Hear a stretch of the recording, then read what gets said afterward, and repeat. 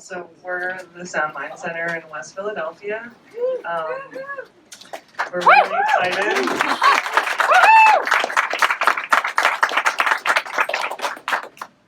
And yeah, I think for a lot of us, we come at this work from places of, I don't know, maybe disillusionment with medicine and how psychiatry is practiced and how prevalent PTSD is. Like, trauma is everywhere.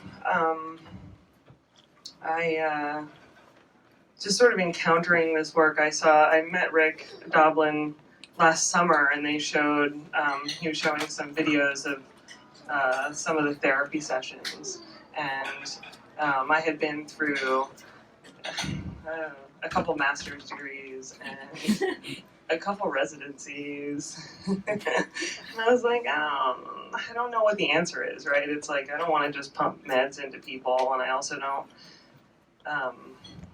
it's like you see something that really needs to be done. In my neurology residency at Penn, I would say maybe 30% of the people that come in with physical problems actually have underlying trauma that's causing the physical issues. And neurologists are like, oh, that's boring. Like, get those people out of here. And it's like, wait, that's the thing that we need to be treating, right? But they won't go to psychiatrists because they think it's physical, and neurologists don't want to treat them. So I had a whole caseload of people with trauma with like a numb leg or, seizures that were caused by underlying trauma, really.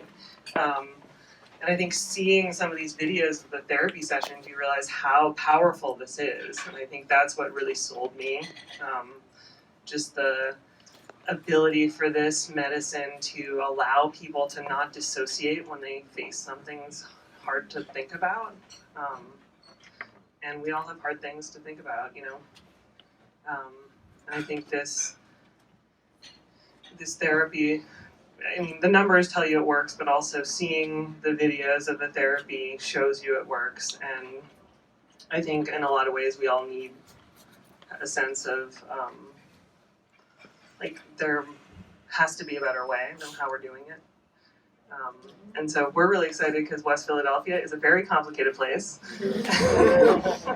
There's a lot of trauma, and we're really hoping to reach people of marginalized populations, and we're figuring out how to do that as a team. This won't be covered by insurance until it's FDA approved, which will be hopefully in a few years, and so expanded access will hopefully be approved within the next few months, and then we all get finished training, and then hopefully open our doors in the spring. And it's all out of pocket. So we're working on doing sliding scales and fundraising and talking about grant writing and how are we going to do this, because the more marginalized, the less able to pay, right? And the less able to hold a job. So we're really excited about being like right in the middle of it and reaching the people that need it, and we would love to have all the help we can get. Woo!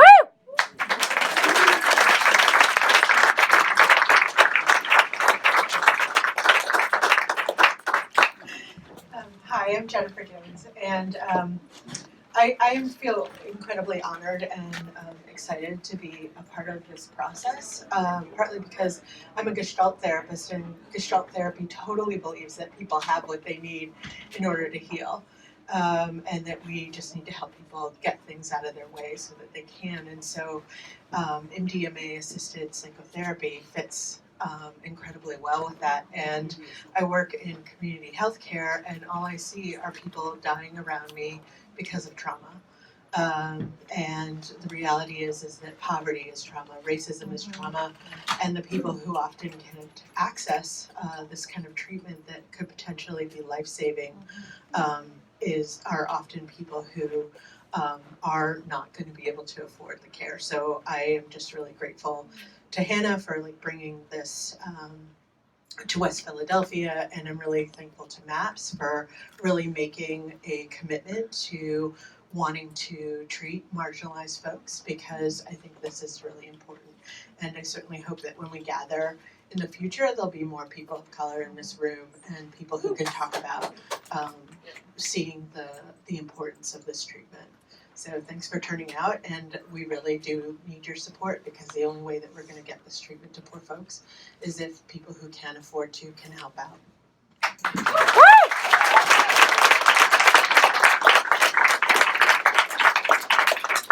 So I'm Michelle Joy. I guess I didn't really prepare anything to speak, but I first started working, I guess, with MAPS, or working for or in support of MAPS in college when the RAVE Act was going through, and there needed activism against kind of this harm promotion instead of harm reduction act called the RAVE Act.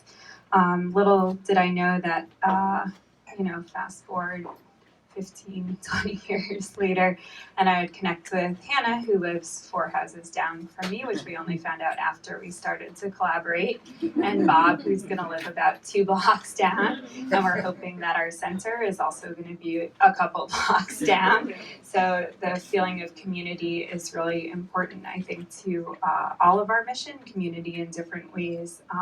And West Philadelphia is a complicated and amazing place, and we really hope to work with, live with, and serve, truly be in service to the people in our community. Right now, all my work is either with veterans or in prisons and jails. So I work with trauma every day, and I'm excited to be able to do as much as I can for the people in our community with this awesome team. Woo!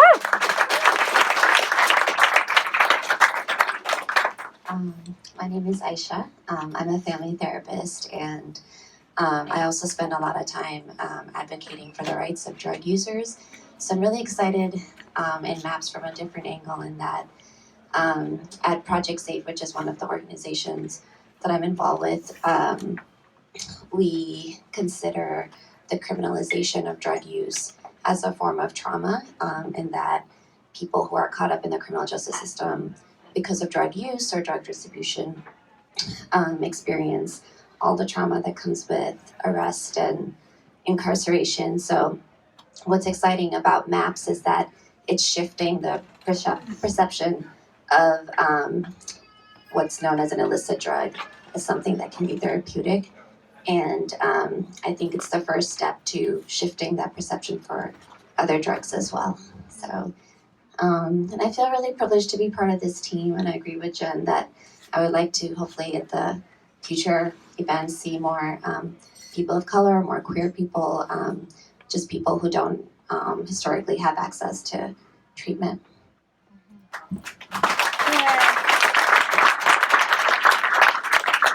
Hi, my name's Bob Schur.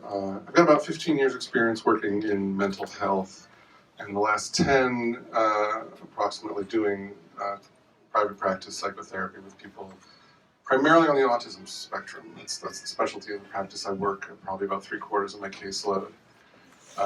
Very recently connected with this team, very excited. I am moving to West Philly, excited about that too, finally.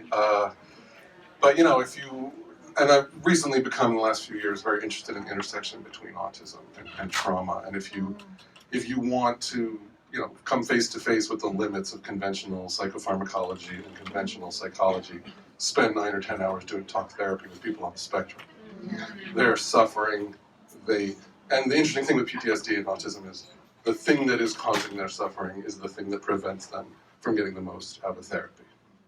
And so I think this world that we're all part of now, and this MAPS process really has a lot of potential, not just for people on the spectrum, but for everybody who's stuck in their pain and their suffering, and in a way that could be very quick, very relatively painless, and completely life transforming. So I'm very excited about all this.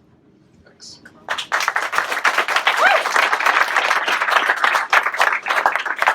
So we also made little handouts at the tables if you want to read about everyone's bio and how to get in touch with us. And we're in West Philly, SoundMind Center. Thank you for coming. Yay!